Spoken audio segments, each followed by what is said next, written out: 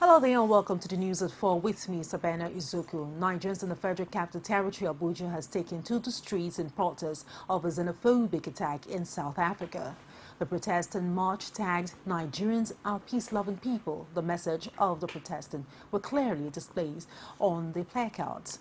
The protesting crew marched towards the MTN office in Abuja to lay siege at entrance, but on arrival, the protesters were greeted by the presence of men of the Nigerian police force who barricaded the entrance of the MTN. We say no to racism! No to racism! Ladies and gentlemen, Nigerians living in South Africa are human beings. Yes.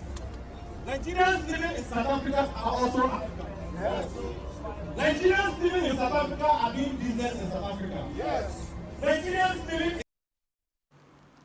Following the recent spate of xenophobic attack in South Africa, a group of Nigerians in Imo State, capital Benin City, have staged a protest in over alleged killings of Nigerians and other African foreigners in South Africa.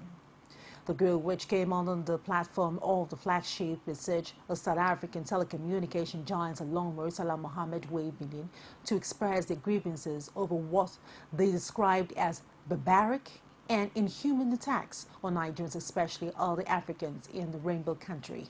The leader of the group who spoke called on the federal government to brace up against the attack, as it urged the South African government to immediately put to rest the xenophobic attacks before it gets out of hand. Members of the group had this early morning barricaded the entrance gate of the telecommunication company with their vehicles barring staff from going and coming in, while a detachment of security operatives drafted to the scene was well on hand to ensure peaceful demonstration. The protest was peaceful, but however resulted in gridlock along the ever-busy Murtala Mohammed Way. As long as as far as we are concerned, we want all South African companies shut down, because they cannot keep killing us and spending and making money from us. They close down, they shut, they burn our businesses, they kill our brothers. And we have come today to say to Zuma, to tell his people and call them to order. If they continue the killing of our brothers and sisters in South Africa, we will shut down all their companies in Nigeria, including MTN, ShopRite, Montichos, and every other companies that we know. The same group, however, promised to continue to protest all South African companies and the state until such attack is put under control, adding that Nigerians have suffered untold hardship and losses in that country. Chairman of the Senate Committee on Education, Senator Uche Chukwumerije, died on Sunday evening after battling with a prolonged lung cancer. The ranking senator and former information minister, born in November 1939, was aged 75 years. The family, in a statement by Chidi Chukwumerije titled "The Passing of an Inspirational Icon," explained that the late senator, who represented Abia North Senatorial District in the upper chamber, died surrounded by his family.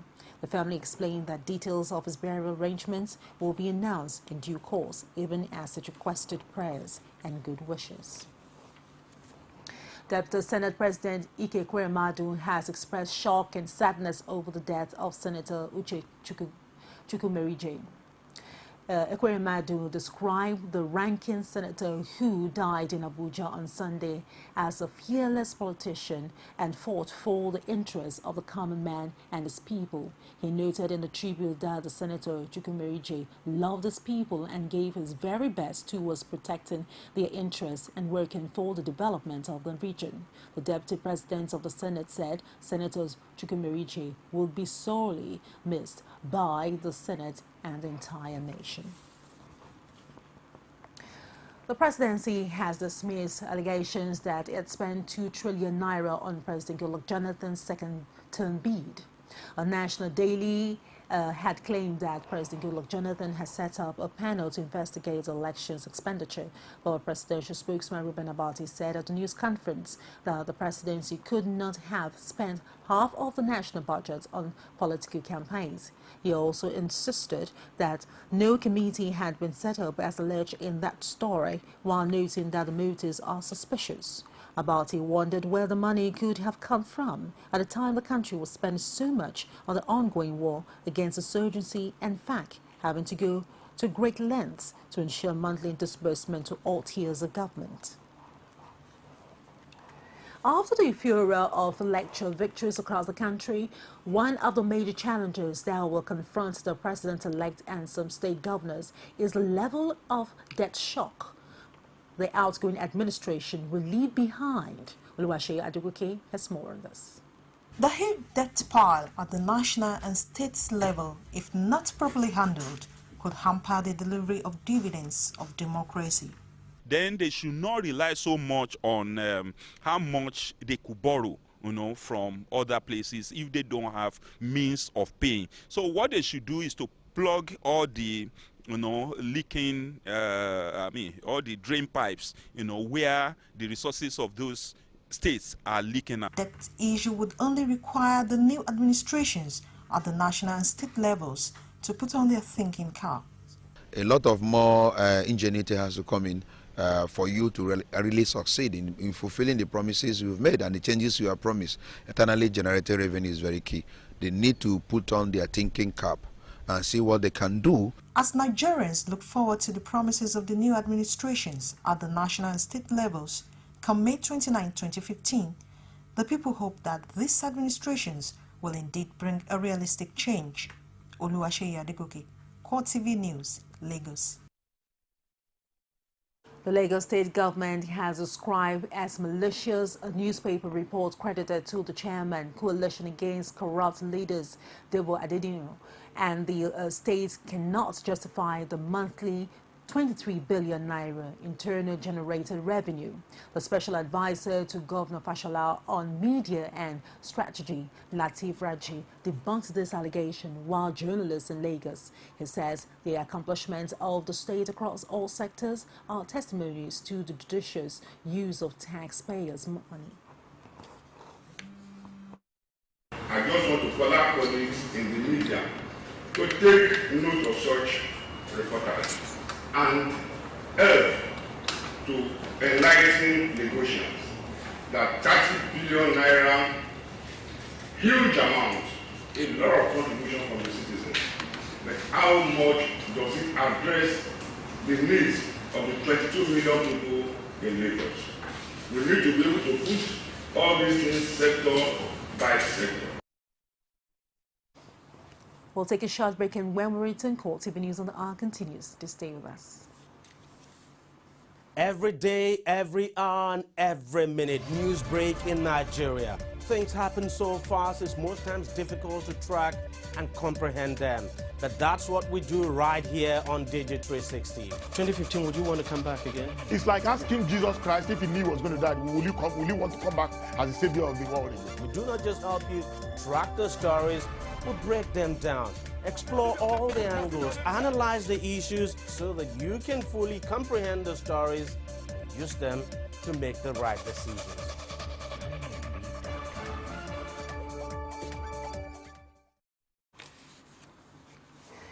Welcome back. For more information, you can reach us on our social media platform, and that's on facebook.com/CoreTV News and on our Twitter handle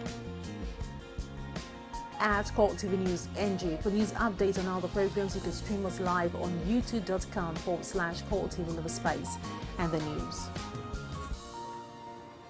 The Nigerian Baptist Convention says it has contributed greatly to the well-being of the great country and will continue to do more to ensure total advancement of Nigeria and its people. The president of the commission made this known while addressing newsmen at the convention ground in Obinze, Owerri, Imo State. Our correspondent, Ajibade Awefeso, has the details.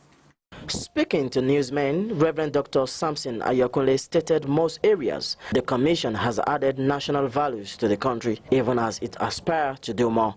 We have been operating now in Nigeria for the past 165 years, since 1850. Baptist denomination, Baptist Church, came to Nigeria. And you will recollect, those of you following faith, that we have influenced the national life in various ways. The Baptists that we trained and occupied important positions in the national life. The past president of Nigeria, Olusegun Obasanjo, was happily a Baptist, and he attended one of our schools, Baptist Boys High School, Abeokuta. We have influenced national life in so many ways. We were the first in the country to establish the first secondary school in Nigeria, Baptist Academy in Obaneko, established around 1886. The theme of the ongoing convention is praying and working for peace, which Reverend Sampson says it is what Nigeria and Nigerians need at the moment. He therefore calls on the President-elect Muhammadu Buhari to carry Nigeria along and keep to his promise. I told General Buhari to keep faith with the people. He must do what he said he would do, which led people into voting him. He must stamp out corruption. Nigerians don't want corruption, a corrupt nation any longer. We don't want corrupt people any longer. They are cankerworms to the nation. And unless the philosophy changes, we cannot move anywhere. Participants who came in from all over Nigeria testify to the timeliness of the event and says it provides solutions to the questions most of them have been asking. The resident pastor, Reverend John Uwachuku, also stated that the convention indeed will have a positive impact on Imo State and Nigeria at large. That was said over Heartland and all that. We said it's going to really help Imo lives spiritually and materially, physically. Right now, many hotels, almost all the hotels in the area are booked up. And keke drivers and taxi drivers, like the operators, are having their good time. And I'm telling you, even market women and some hawkers right there at the ground are making so much money. It's helping the economy of the state. And again, but the most important thing is the spiritual aspect. During the evening rallies, people are going to be prayed for. We have one that is the word of God preached by seasoned men and women of God, and it's going to be a wonderful time of fellowship. The event also called on Nigerians to be positive-minded and join in building our great country by avoiding all forms of evil. Ajibade Awofeso, CoreTV News, Owerri. And let's turn our attention to Edo State, where the All Progressive Congress in APC, that's the APC, has won the rescheduled State House of Assembly elections for Ohyonwo Constituency 2 in the exercise that took place in 4 wards in Ukpapo, Ugu, and Eboesi and Uboko, and 12 polling units in Ohyonwo Constituency 2. The Independent National Electoral Commission had cancelled the exercise on 11th of April, citing pockets of violence in the area. The resident electoral commissioner, Mike Guinea, had also told journalists at a press briefing in Benin that the margin of win of the leading candidates was far less than the areas, which had a total of 4,813 registered voters. The PDP had earlier withdrawn from the pool over the alleged connivance by the INEC to sway the exercise in favor of the APC. However, declaring the results on Sunday, the returning officer Olowo Owe said the candidates of the APC, Roland Asoro, pooled a total of 11,486 votes to defeat Friday Ogeriaki of PDP, who got 8,640 votes. Owen said in a total of 20,671 votes were cast, while 545 of them were declared invalid. Following the announcement, APC will have majority presence in the Assembly when inaugurated in June, having won 21 out of 24 seats, leaving the PDP with 3. It should be noted that the People's Democratic Party boycotted the rescheduled Assembly polls over the alleged compromise by the state resident electoral commissioner, Mike Igini. As the All Progressive Congress and its supporters still celebrate winning the governorship election in Plateau State, the governor-elect Simon Lalong has called on the people to manage the extent of this celebration so as not to threaten the fragile peace in the state. He stated this in Jos while at the party secretariat. Lalong later promised to pay up all its standing salaries and arrears before he is going to focus on reconciliation. If we get unity, we get people united, then we fight against insecurity. Now, what's the first change you will make on the plateau? The first change, for now, is payment of salaries. focusing on payment of salaries, because we can't make people happy when others are, majority of our people are not happy about lack of payment of salary. Together with my deputy, my party chairman, we are working very hard. We are even thinking that we have a way of paying the salaries before inauguration. We will pay salaries before. Lalong called on all Plateau people to team up with him to build the desired peaceful state that everyone expects in the teen city. He also extended a hand of fellowship to his closest rival of the PDP, P. Wachok, to join him in moving the state forward. This, many have said, is to avoid prolonged legal matters that could hamper on the smooth running of the new APC government. Also going to have an elders advisory council. That we said that. So they will bring out so many things. They will bring out ways of reconciling people, ways of ensuring there's peace and unity on the plateau. That one is Shobaka. We're going to bring elders advisory council, which will be a reflection of all the major, the 53 of the two ethnic groups that we visited during our town hall meetings. Your message to your fans. The governor-elect promised to reenact the Elders' Council in the state while promising that issues that bother insecurity in the state will now be a thing of the past because unity will be the watchword of his administration. There's lack of equity, fairness, and justice. Our one is fairness, equity, and justice. Inclusive governance. We are going to carry a people along. So nobody is excluded. We started our campaigns and we ended up with all the tribes, ethnic groups on the plateau. So if you get these people united, where is insecurity going to come in? Who is going to make the state insecure? And it is when you leave people, the law enforcement agency will take their course. But if you are found guilty, you will.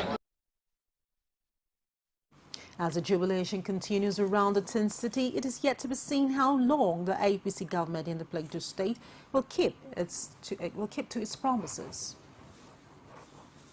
Away from Daiki, the State Governor Ayodele Fayose has said his asking for forgiveness should not be taken for cowardice by his opponent, saying his survival in the office will be determined by God.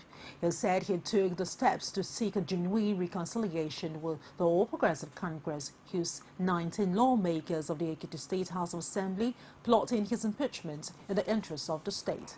The governor said this at a Thanksgiving service organized for him at the Cathedral Church of Emmanuel Anglican Communion at Ekiti to celebrate his recent electoral victories at the Supreme Court. Meanwhile, the newly elected lawmakers in Ekiti State have admonished lawmakers to stop fanning the embers of the chaos in the state, saying Ekiti people won't allow the outgoing legislators to destroy the state before leaving office. In a reaction, the APC lawmakers advised Fayose to stop inciting the people, saying his broadcast had demonstrated he was not committed to genuine reconciliation. As part of the fallout of the People's Democratic Party failure of the last general elections, PDP chieftains are calling for the resignation of the party's national chairman, Adamu Muazu. PDP stalwart says it is fitting for Muazu to turn in his resignation letter since he had been unable to take the party to victory. The PDP not only lost the presidential election to the opposition, APC, it also lost the National Assembly majority status and governorship states, including State House of Assembly. But the embattled national chairman Muazu has said he would not resign despite the loss of the party he leads. Muazu said it was also wrong for anyone to call for the sacking of any member of the party National Working Committee because of what happened to the ruling party during the elections. But Muazu, speaking through his chief press secretary, Tony Amadi, says rather than quit, he was going to stay behind and reform the troubled party. The Lagos State chapter of the People's Democratic Party has berated Governor Babatunde Fashola and Lagos State Independent National Electoral Commission for refusing to conduct local council polls and abating the continuous existence of undemocratic councils in the state. The party has also pushed for the use of permanent voters card, PVC, and card readers in the council pools. According to the PDP, the composition and existence of the council as they currently stand is illegal, unconstitutional, and aberration, as they are not recognized or accommodated in any of the nation's or states' governing laws. The party stated by Section 7 of the 1999 Constitution, as amended, only democratically elected local government council is guaranteed. It is thus unexpected that a loyal governor who claims to be a progressive and Democrat can continually disregard this constitution provision and allow illegal and unconstitutional councils since October 2014, when the tenure of the last council terminated. The PDP consequently tasked Governor Fashola to prove beyond doubt that he is truly a Democrat by immediately ensuring that LASEC releases the notice of elections for free, fair, and credible polls. The party also tasked the Lagos State House of Assembly to make necessary amendments to the present LASEC law to accommodate the use of PVC and card readers to conduct the council polls. You're watching CoreTV News on the Hour. We'll take another break, and when we return this time, it will be outside Nigeria. Stay with us. You can now watch CoreTV News live from anywhere in the world on our website, www.coretvnews.com. Click on Live TV on our website and watch us live. And welcome to CoreTV Primetime News. To follow us on Twitter, click on Twitter icon on our website.